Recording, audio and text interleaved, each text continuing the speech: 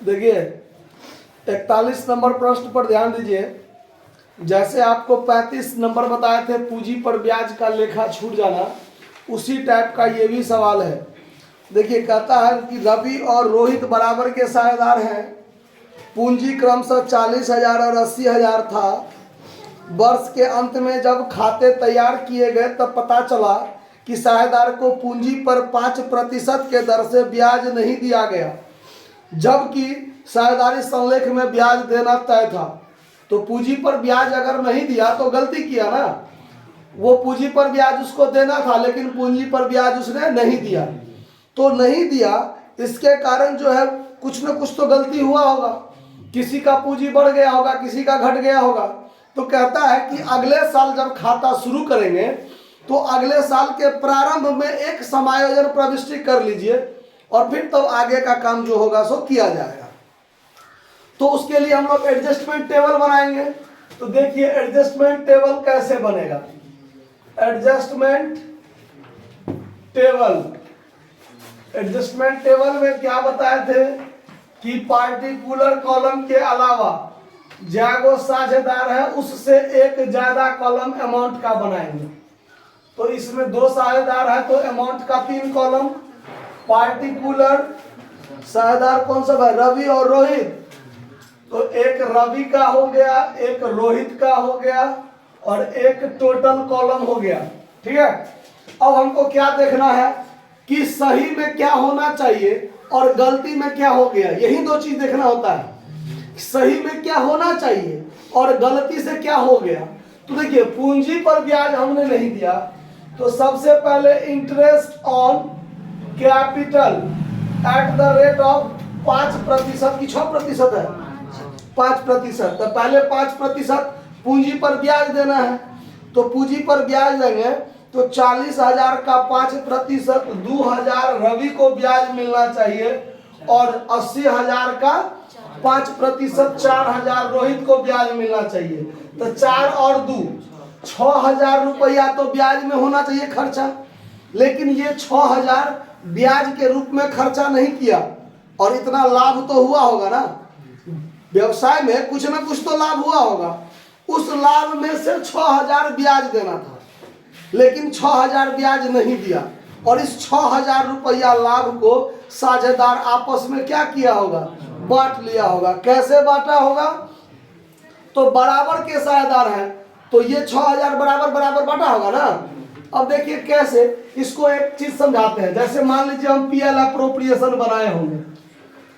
मान लीजिए व्यवसाय में 10,000 लाभ हुआ होगा तो बाय नेट प्रॉफिट 10,000 आप किए होइएगा और इधर पूंजी पर ब्याज देना था तो टू इंटरेस्ट ऑन कैपिटल देना था, जो नहीं दिया। मान के चलते हैं नहीं दिया तो इस 10,000 को रवि और रोहित दोनों आदमी 5,000 बांटा होगा कि नहीं बांटा होगा, बांटा होगा ना।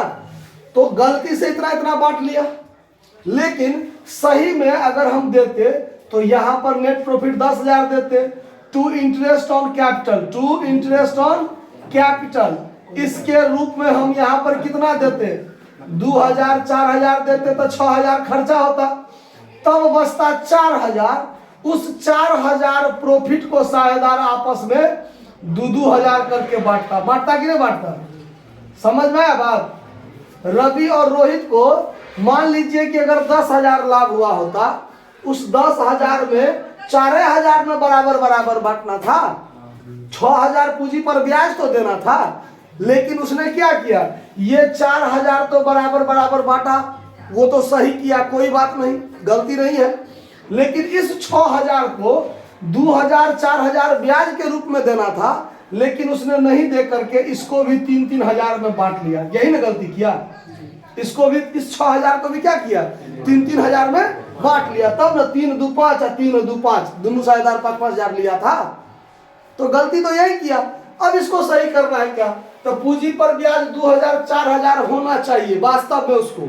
लेकिन इसी 6,000 को उसने क्या किया, तो लेस कर दीजिए कि profit already divided by, profit already divided by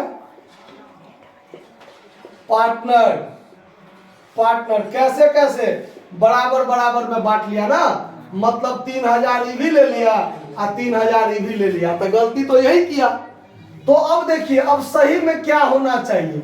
सही में रवि को 2000 होना चाहिए, लेकिन गलती से रवि को कितना मिल गया? 3000 मिल गया। तो रवि को 1000 ज्यादा मिल गया ना, तो वो 1000 उसमें से क्या कर दीजिए? घटा दीजिए, तब माइनस कर दीजिए। रोहित को 4000 सही में मिलना चाहिए पूंजी पर ब्याज के रूप में, लेकिन गलती से उसको 3000 मिला है, तो इसको 1000 और मिलना चाहिए, तो इसको 1000 जोड़ दीजिए। तो इसका लफड़ा खत्म हो गया ना, अनजान सुनजान में जो गलती था उसको ठीक कर लिया ना हमने। अब देखिए, अब ये आपका है इफेक्टेड अमाउंट। ये क्या है?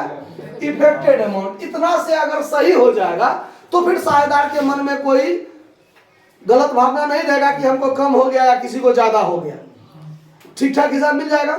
अब इसके लिए हम लोग जर्नल बनाएंगे, एडजस्टमेंट एंट्री बनाएंगे। तो एडजस्टमेंट एंट्री क्या होगा? तो रवि का पूंजी घटेगा और रोहित का पूंजी बढ़ेगा। तो यहां पर आप क्या कर दीजिए? जिसका पूंजी घटेगा उसको डेबिट है, जिसका पूंजी बढ़ेगा क्रेडिट। तो यहां पर अगर यहां पर सवाल में स्पष्ट लिखा रहता कि साझेदार का पूंजी अस्थाई है, तो करेंट अकाउंट के माध्यम से एडजस्ट करेंगे, है ना। लेकिन अगर अस्थाई के बारे में कोई चर्च नहीं है तो परिवर्तनशील मानकर बनाते हैं। तो आंसर में आपको करेंट अकाउंट का जिक्र किया हुआ है, ठीक है। लेकिन सवाल में देखिए कहीं भी साझेदार का पूंजी अस्थाई है इस बात का कोई जिक्र नहीं है।